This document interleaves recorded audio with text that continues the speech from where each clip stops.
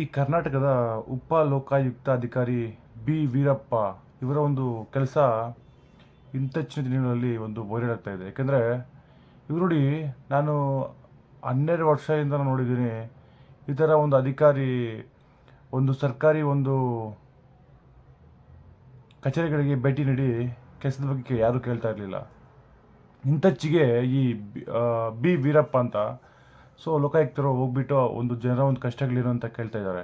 ನೋಡಿ, ಪ್ರೆಸೆಂಟ್ ಏನಾಗಿದೆ ಅಂದರೆ, ಈ ತಾಲೂಕು ಆಫೀಸ್ಗಳಿರ್ಬೋದು, ಒಂದು ಡಿ ಸಿ ಆಫೀಸ್ಗಳಿರ್ಬೋದು, ಒಂದು ಗ್ರಾಮ ಪಂಚಾಯತಿಗಳಲ್ಲಿ ಎಲ್ಲ ಒಂದು ಏನಾಗ್ಬಿಟ್ಟಿದೆ ಅಂದರೆ ಕರಪ್ಷನ್ಸ್, ಭ್ರಷ್ಟಾಚಾರ, ಪ್ರತಿಯೊಂದಕ್ಕೂ ಭ್ರಷ್ಟಾಚಾರ ಮಾಡ್ತಾರೆ. ಒಂದು ಸರ್ಕಾರಿ ಹಾಸ್ಪಿಟ್ಲಲ್ಲಿ ಕೂಡ ಅಲ್ಲಿ ಕೂಡ ಒಂದು ಟ್ರೀಟ್ಮೆಂಟ್ ಬೇಕಂದರೆ ಬೇಗ ಒಂದು ಟೆಸ್ಟಿಂಗ್ ಬೇಕಂದರೆ ಅಲ್ಲಿ ಕೂಡ ಒಂದು ನಾವು ಏನು ಕೊಡೋದು, ಲಂಚ ಕೊಡಬೇಕು. ಈ ತಾಲೂಕು ಕಚೇರಿಗಳಲ್ಲಿ, ಡಿ ಸಿ ಆಫೀಸ್ಗಳಲ್ಲಿ ಮತ್ತು ಒಂದು ಸಬ್ ರಿಜಿಸ್ಟರ್ ಆಫೀಸ್ಗಳಲ್ಲಿ ಕೂಡ ಈ ಥರ ನಡೀತಾ ಇದೆ. ಇದರ ಬಗ್ಗೆ ಬಿ ವೀರಪ್ಪ ಅವರು ಒಳ್ಳೆ ಒಂದು ಈ ಥರ ಹೋಗ್ಬಿಟ್ಟು ವಿಸಿಟ್ ಮಾಡಬೇಕು. ಪ್ರತಿಯೊಂದು ಸರ್ಕಾರಿ ಕಚೇರಿಗಳಲ್ಲಿ ಈ ಥರ ವಿಸಿಟ್ ಮಾಡಿದ್ರೆ ಯಾವುದೇ ಭ್ರಷ್ಟಾಚಾರ ಇರೋಲ್ಲ. ಅವ್ರಿಗೆ ಒಂದು ಭಯ ಇರುತ್ತೆ, ಭಯ ಬರಬೇಕು ಅಧಿಕಾರಿಗಳಿಗೆ.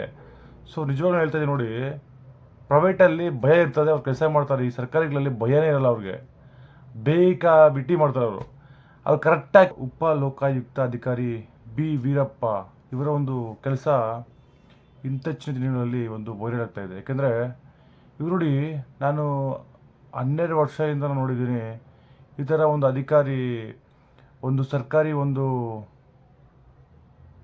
ಕಚೇರಿಗಳಿಗೆ ಭೇಟಿ ನೀಡಿ ಕೆಲಸದ ಬಗ್ಗೆ ಯಾರೂ ಕೇಳ್ತಾ ಇರಲಿಲ್ಲ. ಇಂತ್ತೀಚೆಗೆ ಈ ಬಿ ವೀರಪ್ಪ ಅಂತ ಲೋಕಾಯುಕ್ತರು ಹೋಗ್ಬಿಟ್ಟು ಒಂದು ಜನರ ಒಂದು ಕಷ್ಟಗಳೇನು ಅಂತ ಕೇಳ್ತಾ ಇದ್ದಾರೆ. ನೋಡಿ, ಪ್ರೆಸೆಂಟ್ ಏನಾಗಿದೆ ಅಂದರೆ, ಈ ತಾಲೂಕು ಆಫೀಸ್ಗಳಿರ್ಬೋದು, ಒಂದು ಡಿ ಸಿ ಆಫೀಸ್ಗಳಿರ್ಬೋದು, ಒಂದು ಗ್ರಾಮ ಪಂಚಾಯತಿಗಳಲ್ಲಿ ಎಲ್ಲ ಒಂದು ಏನಾಗ್ಬಿಟ್ಟಿದೆ ಅಂದರೆ ಕರಪ್ಷನ್ಸ್, ಭ್ರಷ್ಟಾಚಾರ, ಪ್ರತಿಯೊಂದಕ್ಕೂ ಭ್ರಷ್ಟಾಚಾರ ಮಾಡ್ತಾರೆ. ಒಂದು ಸರ್ಕಾರಿ ಹಾಸ್ಪಿಟ್ಲಲ್ಲಿ ಕೂಡ ಅಲ್ಲಿ ಕೂಡ ಒಂದು ಟ್ರೀಟ್ಮೆಂಟ್ ಬೇಕಂದರೆ ಬೇಗ ಒಂದು ಟೆಸ್ಟಿಂಗ್ ಬೇಕಂದರೆ ಅಲ್ಲಿ ಕೂಡ ಒಂದು ನಾವು ಏನು ಕೊಡೋದು, ಲಂಚ ಕೊಡಬೇಕು. ಈ ತಾಲೂಕು ಕಚೇರಿಗಳಲ್ಲಿ, ಡಿ ಸಿ ಆಫೀಸ್ಗಳಲ್ಲಿ ಮತ್ತು ಒಂದು ಸಬ್ ರಿಜಿಸ್ಟರ್ ಆಫೀಸ್ಗಳಲ್ಲಿ ಕೂಡ ಈ ಥರ ನಡೀತಾ ಇದೆ. ಇದರ ಬಗ್ಗೆ ಬಿ ವೀರಪ್ಪ ಅವರು ಒಳ್ಳೆ ಒಂದು ಈ ಥರ ಹೋಗ್ಬಿಟ್ಟು ವಿಸಿಟ್ ಮಾಡಬೇಕು. ಪ್ರತಿಯೊಂದು ಸರ್ಕಾರಿ ಕಚೇರಿಗಳಲ್ಲಿ ಈ ಥರ ವಿಸಿಟ್ ಮಾಡಿದ್ರೆ ಯಾವುದೇ ಭ್ರಷ್ಟಾಚಾರ ಇರೋಲ್ಲ. ಅವ್ರಿಗೆ ಒಂದು ಭಯ ಇರುತ್ತೆ, ಭಯ ಬರಬೇಕು ಅಧಿಕಾರಿಗಳಿಗೆ. ನಿಜವಾಗ್ಲೂ ಹೇಳ್ತಾ ಇದ್ದೀನಿ ನೋಡಿ, ಪ್ರೈವೇಟಲ್ಲಿ ಭಯ ಇರ್ತದೆ, ಅವ್ರು ಕೆಲಸ ಮಾಡ್ತಾರೆ. ಈ ಸರ್ಕಾರಿಗಳಲ್ಲಿ ಭಯನೇ ಇರಲ್ಲ ಅವ್ರಿಗೆ, ಬಿಟ್ಟು ಮಾಡ್ತಾರೆ ಅವ್ರು ಕರೆಕ್ಟಾಗಿ ಕೆಲಸಕ್ಕೆ ಬರೋಲ್ಲ. ಅವ್ರ ಟೈಮಿಂಗ್ಸ್ ಕೂಡ ಇರೋಲ್ಲ. ಏಕೆಂದರೆ ಟೈಮಿಂಗ್ಸ್ ಇರುತ್ತೆ, ಬಟ್ ಆ ಟೈಮಿಂಗ್ ಬರೋಲ್ಲ. ಯಾಕೆಂದರೆ ಅವರೇ ಒಂದು ಏನೋ ಒಂದು ಬರ್ತಾರೆ, ಏನೋ ಒಂದು 10 ಗಂಟೆ ಆದರೆ ಒಂದು ಅವರು 12 ಗಂಟೆಗೆ ಬರೋದು, ಈ ಥರ ಒಂದು ಬೇಗ ಬಿಟ್ಟು ಅಟೆಂಡೆನ್ಸ್ ಅವರೇ ಹಾಕೊಂಡು ಹೋಗ್ಬಿಡ್ತಾರೆ. ಯಾಕೆಂದರೆ ಈ ಮೇಲಿನ ವ್ಯಕ್ತಿಗಳು, ಈ ಅಧಿಕಾರಿಗಳು ಬಂದು ಅವ್ರಿಗೆ ಒಂದು ತನಿಖೆಯನ್ನು ಮಾಡಿದ್ರೆ ಮಾತ್ರ ಅವ್ರು ಕೆಲಸಕ್ಕೆ ಬರ್ತಾರೆ. ನಿಜವಾಗ್ಲೂ ಇದೊಂದು ಒಳ್ಳೆಯ ಒಂದು ಬೆಳವಣಿಗೆ ನಮ್ಮ ಕರ್ನಾಟಕದಲ್ಲಿ. ಯಾಕಂದರೆ ಇವರು ಹೋಗ್ಬಿಟ್ಟು ನಮ್ಮ ಕೋಲಾರದಲ್ಲಿ ಮಾಡಿದ್ದಾರೆ, ನಾನು ನೋಡಿದೆ. Very good sir. ಯಾಕಂದರೆ ಈ ಕೋಲಾರದಲ್ಲಿ ಏನಾಗ್ಬಿಟ್ಟಿದೆ, ಇಂತ್ತೀಚಿನ ದಿನಗಳಲ್ಲಿ ಭ್ರಷ್ಟಾಚಾರ ಜಾಸ್ತಿ ಆಗಿಬಿಟ್ಟಿದೆ. ಒಂದು ತಾಲೂಕು ಆಫೀಸ್ಗೆ ಹೋದ್ರೂ ಕೂಡ ಒಂದು ಕೆಲಸ ಆಗಬೇಕಂದ್ರೆ ಅಲ್ಲಿ ಒಂದು ಕರಪ್ಷನ್ನು. ಇವಾಗ ನಾವೇನೋ ಒಂದು ಯಾವುದೋ ಒಂದು ವಿಚಾರಕ್ಕೆ ಹೋಗಿರ್ತೀವಿ, ಅದು ನಮಗೆ ಬೇಗ ಆಗಬೇಕಂದ್ರೆ ಕರಪ್ಷನ್ನು. ಈ ಥರ ಯಾಕೆ ಈ ಥರ ಬೆಳವಣಿಗೆ ಅಂತ ನಮ್ಗೆ ಗೊತ್ತಿಲ್ಲ. ಒಂದು ಗ್ರಾಮ ಪಂಚಾಯತಿಯಲ್ಲಿ ಆಗಿರ್ಬೋದು, ಒಂದು ತಾಲೂಕು ಆಫೀಸಲ್ಲಿ, ಹೋಬಳಿಗಳಲ್ಲಿ, ಇಂಥ ಒಂದು ಆಫೀಸರ್ಗಳು ಅಟ್ಲೀಸ್ಟ್ ವೀಕ್ಲಿ 1 ಟೈಮ್ ಹೋದರೂ ಕೂಡ ನೆಕ್ಸ್ಟ್ ಅಧಿಕಾರಿಗಳಿಗೆ ಈ ಕೆಳಗಡೆ ಇರ್ತಾರಲ್ಲ, ಒಂದು CD ಗ್ರೇಡಲ್ಲಿ ಅವ್ರು ಕೆಲಸ ಮಾಡ್ತಾರೆ ನೀಟಾಗಿ. ಯಾಕೆಂದರೆ ದುಡ್ಡು ಗೌರ್ಮೆಂಟು ಕೊಡ್ತಾ ಇದೆ, ಪಬ್ಲಿಕ್ ಅಮೌಂಟು ಏನು ನಿಮ್ಮ ಟ್ಯಾಕ್ಸ್ ರೂಪದಲ್ಲಿ ಬರ್ತದೆ, ಸ್ಯಾಲ್ರಿಯಾಗಿ ಬರ್ತದೆ. ನೀವೇನು ಮಾಡ್ತೀರಾ, ಈ ಬಡವರ ಒಂದು ರಕ್ತವನ್ನು ಇಡ್ತಾ ಇದ್ದೀರಾ. ಒಂದು ಹಾಸ್ಪಿಟ್ಲ್ ಕೂಡ ಅಷ್ಟೇ, ಪ್ರತಿಯೊಂದಕ್ಕೂ ಕರಪ್ಷನ್ನು. ನಾನು ಹೇಳ್ತಾ ಇದ್ದೀನಿ ನೋಡಿ, ಸರ್ಕಾರ ಅಧಿಕಾರಿಗಳು 75% ಭ್ರಷ್ಟಾಚಾರ ಮಾಡ್ತಾರೆ. ಯಾರೂ ಪಬ್ಲಿಕ್ಗೆ ಒಳ್ಳೇದು ಮಾಡಬೇಕು ಅಂತ ಯಾರೂ ಬರೋದಿಲ್ಲ. ನನಗೆ ಗೊತ್ತದು. ಯಾಕಂದರೆ ಪ್ರತಿಯೊಂದರಲ್ಲಿ ಗಿಮಿಕ್ಕು. ಒಂದು ಪೊಲೀಸ್ ಸ್ಟೇಷನ್ಗೆ ಹೋದ್ರೂ ಕೂಡ ಅವನು ಕೂಡ ಫಸ್ಟ್ ಲಂಚ ಕೆಳಗೆ ಬರ್ತಾನೆ. ಲಂಚ ಕೊಡಪ್ಪ, ಲಂಚ ಇಷ್ಟು ಕೊಟ್ಟರೆ ನಾವು ಏನೋ ಮಾತುಕತೆ ಮಾಡ್ತೀವಿ ಅಂತ. ಆ ಥರ ನೆಕ್ಸ್ಟ್ ನಾನೊಂದು 5 ರೂಪಾಯಿ ಕೊಟ್ಟರೆ ಬೇರೆ ಒಂದು ಸರಿ ಕೊಟ್ಟರೆ ಅವನ ಬಗ್ಗೆ ಅವನ ಕಡೆ ಮಾತಾಡ್ತಾರೆ ಹಂಗೆ. ಇದೆಲ್ಲ ನಾವು ಜನರು ಸ್ವಲ್ಪ ಎಚ್ಚೆತ್ಕೊಳ್ಬೇಕು. ಯಾಕಂದರೆ ಈ ಥರ ಯಾವುದೇ ಆಗಲಿ ರೀ, ಒಂದು ಪಬ್ಲಿಕ್ ಸೆಂಟರ್ಗಳಲ್ಲಿ, ಸಾರ್ವಜನಿಕ ಒಂದು ಆಸ್ತಿಗಳಲ್ಲಿ ಏನಾದರೂ ಈ ಥರ ಒಂದು ಹಾಸ್ಪಿಟಲ್ಲು, ಪೊಲೀಸ್ ಸ್ಟೇಷನ್ನು ಎಲ್ಲಾದರೂ ನೀವು ಹೋಗಿ ಅಲ್ಲಿ ಲಂಚ ಕೇಳಿದ್ರೆ ನೀವು ಇಮಿಡಿಯೇಟ್ಲಿ ವೀಡಿಯೋ ಮಾಡಿಕೊಂಡು ಸೋಷಿಯಲಲ್ಲಿ ಹಾಕಿ ಏನಾಗ್ಬಿಡಲ್ಲ. ಯಾಕಂದರೆ ನೆಕ್ಸ್ಟ್ ಅವ್ರಿಗೆ ಭಯ ಇರ್ತದೆ, ಭಯ ಬರ್ಬೇಕು ಅವ್ರಿಗೂ. ಅವರು ನಮ್ಮ ಪಬ್ಲಿಕ್ ಸರ್ವೆಂಟ್ಸ್. ಓಕೆ, ಈ ಲಂಚ ತಗೊಳ್ಳೋದು ಒಂದು ತಪ್ಪು, ಅದು ತಗೊಳ್ತಾ ಇದ್ದಾರೆ ನೋಡಿ. ಇತ್ತೀಚಿನ ದಿನಗಳು ನೋಡಿ, ಇವತ್ತು ನಾನು ನೋಡಿದೆ ಮುಲ್ಬಾಗ್ಲು ನಮ್ಮ ನಂಗ್ಲಿಯಲ್ಲಂತೆ ಏನೋ ಒಂದು ಲೋಕಾಯುಕ್ತ ದಾಳಿ ಅಂತ ಹಾಕಿದ್ದಾರೆ ನೋಡಿ. ಇದೆಲ್ಲ ನಿಜಾನೇ ನಡೀತಾ ಇದೆ. ಯಾಕೆಂದರೆ ಮಾಮೂಲಿ ಹೋಗ್ತಾನೆ ಇರಬೇಕು. ಒಂದು ಸಬ್ ಇನ್ಸ್ಪೆಕ್ಟರ್ ಆಗಿರ್ಬೋದು, ಒಂದು ಡಿ ಸಿಗಳಂತೆ, ಎಸ್ ಪಿಗಳಂತೆ, ಇವ್ರಿಗೆ ದುಡ್ಡು ಬಂದ್ಬಿಡುತ್ತೆ ಹೇಳಿ. ನಾನೊಂದು ಹೇಳ್ತೀನಪ್ಪ, ನೀನು ಇವತ್ತೊಂದು ಪೇದೆ ಒಂದು 60-70 ಲಕ್ಷ ಮನೆ ಕಟ್ತಾನಂದರೆ ಅದಕ್ಕೆ ಥಿಂಕ್ ಮಾಡಿ, ಎಲ್ಲಿ ಬಂದ್ಬಿಡುತ್ತೆ ದುಡ್ಡೆಲ್ಲ? ಎಲ್ಲಿ ಸಿಗಲ್ಲ. ಇವ್ರಿಗೆ ಮಾಡೋದು ದಂಧೆಗಳು. ಎಸ್ ಪಿ ಆಫೀಸರು ಎಲ್ಲ ಇರ್ತಾರೆ. ಇವರೆಲ್ಲ ಏನಂದ್ರೆ ದಂಧೆ ಮಾಡಿಬಿಡ್ತಾರೆ, ದಂಧೆ. ಯಾರು ಕೇಳಂಗಿಲ್ಲವಲ್ಲ, ಅವ್ರು ಕೇಳಿದ್ರೆ ಎತ್ಕೊಂಡೋಗ್ಬಿಟ್ಟು ಪೊಲಿಟಿಷನ್ ಆಗ್ತಾರಲ್ಲ, ಆ ಥರನೇ ಇದೆಲ್ಲ ಕಮ್ಮಿ ಆಗಬೇಕಂದ್ರೆ ಇಂಥ ಅಧಿಕಾರಿಗಳು ಹೇಳಿ ಅರ್ಥ ಮಾಡ್ಕೊಳ್ಳಿ. ನಿಮಗೆ ಸ್ಯಾಲ್ರಿ ಕೊಡ್ತಾ ಇದೆ. ಯಾಕಂದರೆ ಗೌರ್ಮೆಂಟು ಪ್ರೈವೇಟ್ಗಳಂಗೆ ನಿಮ್ಗೆ ಕಷ್ಟ ಇರಲ್ಲ, ಸ್ಯಾಲ್ರಿ ಕೊಡ್ತಾ ಇದೆಯಲ್ಲ, ಆ ಸ್ಯಾಲ್ರಿ ತಕ್ಕಂಗೆ ನೀವು ಕೆಲಸ ಮಾಡಬೇಕು. ಓಕೆ, ಅಷ್ಟು ಸ್ಯಾಲ್ರಿ ಕೊಟ್ಟು ನಮ್ಗೆ ಸರಿಯಾಗಲ್ಲ ಅಂದರೆ ನೀವು ಇಂಕ್ರಿಮೆಂಟ್ ಮಾಡ್ಕೊಂಡು ತಗೊಂಡು ಸಾಯಿರಿ. ಮತ್ತು ಪ್ರಜೆಗಳ ಹತ್ರ ತಿನ್ನೋದು. ಇವಾಗ ನಾನು ಹೇಳೋದೇನೆಂದರೆ, ಫಾರ್ ಎಕ್ಸಾಂಪಲ್ ಟ್ರಾಫಿಕ್ ಪೊಲೀಸು ಅವ್ನು ಹೆಲ್ಮೆಟ್ ಆಗಿರಲ್ಲ, ಹೆಲ್ಮೆಟ್ ಕೊಡ್ಸಪ್ಪ, ನೀನೇ ಬಿಡುತ್ತೆ. ಅವ್ನು ಕೊಟ್ಟರೆ ದುಡ್ಡಲ್ಲಿ ಹೆಲ್ಮೆಟ್ ಕೊಟ್ಬಿಡು, ಏನೇ ಬಿಡ್ತದೆ. ಹಂಗೆ ಮಾಡಲ್ಲ ಯಾರು ನಮ್ಮ ಪೊಲೀಸರು ಹಂಗೆ ಮಾಡಲ್ಲ. ಆ ಒಂದು ಮಾನವೀಯತೆ ಬರಬೇಕು ಮನುಷ್ಯರಲ್ಲಿ. ಇನ್ನೂ ಏನಾಗೋದು ಗೊತ್ತಿಲ್ಲ. ಯಾಕಂದರೆ ಇದು ದುಡ್ಡಿನ ಆಸೆ ಜಾಸ್ತಿ ಆಗಿಬಿಟ್ಟಿದೆ ಈ ಸಮಾಜದಲ್ಲಿ. ಏನಂದರೆ ಈ ಅಧಿಕಾರಿಗಳು ಹೆಂಗಂದರೆ, ಪಬ್ಲಿಕ್ ಸರ್ವೆಂಟ್ ಮಾಡೋಕ್ಕೆ ಅವ್ರು ಬರೋಲ್ಲ. ಪಬ್ಲಿಕ್ ಅಂತ ಒಂದು ಸರ್ವೆಂಟ್ ಅಂತ ಒಂದು ಪೋಸ್ಟನ್ನು ಇಟ್ಕೊಂಡ್ಬಿಟ್ಟು ದುಡ್ಡನ್ನು ದುಡ್ಡಿ ಮಾಡೋಕ್ಕೆ ಸ್ಟಾರ್ಟ್ ಮಾಡ್ತಾರೆ. ಸೊ ಅಷ್ಟೇ, ಇನ್ನೇನಿಲ್ಲ. ಅವ್ರದ್ದು ಒಂದು ಬರೋ ಒಂದು ಥಾಟ್ಸೇ ಅದು.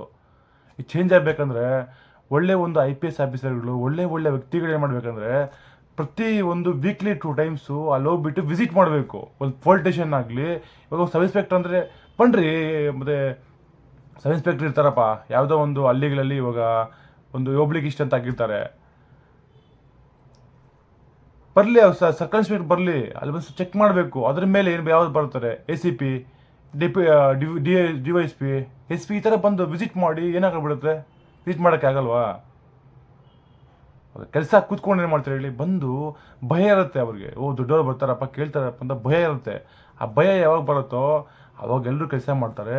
ಅದರಲ್ಲಿ ದೊಡ್ಡ ವ್ಯಕ್ತಿಗಳು ಭ್ರಷ್ಟಾಚಾರ ಮಾಡೋಕ್ಕೆ ಹೋಗ್ಬಾರ್ದು. ನೀವೇ ಭ್ರಷ್ಟಾಚಾರ ಮಾಡಿದ್ರೆ ಇನ್ನು ಅಲ್ಲಿರುವಂಥ ಒಂದು CD ಗ್ರ್ಯಾಜುಯೇಷನಲ್ಲಿ ಅವರು ರೂಟೀನೇ ಮಾಡ್ತಾರೆ. ಹಂಗೆ ಆ ಥರ ಆಗಬಾರ್ದು. ಏಕೆಂದರೆ ಬಡವನಾಗಿರ್ತಾನೆ, ಅವನು ಪೋಸ್ಟ್ಗೆ ಹೋಗ್ತಾನೆ, ಅವನು ಬಡ ವ್ಯಕ್ತಿಗಳ ಒಂದು ಸಮಸ್ಯೆ ಗೊತ್ತಿರ್ತದೆ, ಆದರೂ ಅವನು ರೂಢಿ ಮಾಡ್ತಾನೆ. ಅವನ ಬಡತನದಿಂದ ಅವನೇ ಇವಾಗ ಒಂದು ಯಾವುದೋ ಒಂದು ಮೈನ್ಸು ಯಾವುದೋ ಒಂದು ಚಿಕ್ಕ ಹೊರಡಿರ್ತಾರೆ, ಅವನೇ ಒಂದು ಪೇಜೆ ಆದ, ಒಂದು SP ಆದ, ಒಂದು PSI ಆದ ಅನ್ಕೋ, ಅವನೇ ಮಾಡ್ತಾನೆ. ಅವನು ಅದು ಬಿಟ್ಬಿಟ್ಟು ಅವನು ರೂಢಿ ಮಾಡ್ತಾನೆ. ಹಿಂಗಾಗಬಾರ್ದು. ಪ್ರತಿ ಒಂದು ಕಡೆನೂ ಇದೆ ಇದು. ಎಂಟೈರ್ ಇದು ಗೌರ್ಮೆಂಟ್ ಎಂಪ್ಲಾಯ್ಸ್, ಅದಂದರೆ ಏನಿದ್ದಾರೆ ಪಬ್ಲಿಕ್ ಸರ್ವೆಂಟ್ಸ್ ಎಲ್ಲ ಫುಲ್ ದಂಧೆನೇ. ಡೆತ್ ಸರ್ಟಿಫಿಕೇಟ್ ನಿಮ್ಗೆ ಬೇಕಂದ್ರೂ ಅದಕ್ಕೆ ಇಷ್ಟು ಅಂತ ಲಂಚ ಕೊಡ್ಬೇಕ್ರಿ. ಏನು ಹೇಳ್ಬೇಕು ನಾವು ಹೇಳಿ? ನಾನೇ ಒಂದು ಹೋಗಿದ್ದೀನಲ್ಲ ಪೊಲೀಸ್ ಹತ್ರ, ನಾನೇ ಒಂದು ಕೇಸ್ಗೆ ಹೋದರೆ ಅವ್ನಿಗೇನೋ ಒಂದು 500 ರೂಪಾಯಿ ಜೇಬಿಲಿ ಬಿಟ್ಟರೆ, ಸರ್ ಹಂಗೆ ಸರ್ ಹಿಂಗೆ ಸರ್ ಅಂತ ಈ ಥರನೇ. ಬೇಡ, ಅದೆಲ್ಲ ಬೇಡ. ಯಾಕೆ?